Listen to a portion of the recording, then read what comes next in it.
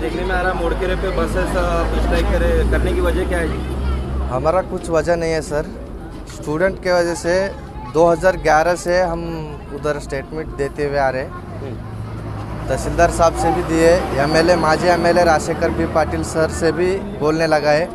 Circle साहब में भी एक बार उसको क्या है बस छोड़ने के लिए बस स्पेशल बस भी छोड़े थे। ये स्टूडेंट के लिए यहाँ पे ये हो रहा है, जाने को मुश्किल हो रहा है बोल के स्टूडेंट के वजह से स्टूडेंट लोग रुका है। सो वजह है सर इसमें। अभी कितने देर से रुके इधर बस? एक आधा घंटा हो गया है सर। बताया जा रहा है कि यहाँ 1 घंटे से रुके बस। नहीं, 1 घंटा तो नहीं हुआ सर। 10 बजे के बाद तो स्टूडेंट की नहीं मिल रही। डिपो मैनेजर से बात हुआ? डीपी मैनेजर फ़ोन नहीं लगा रहा सर, उठा रहे नहीं।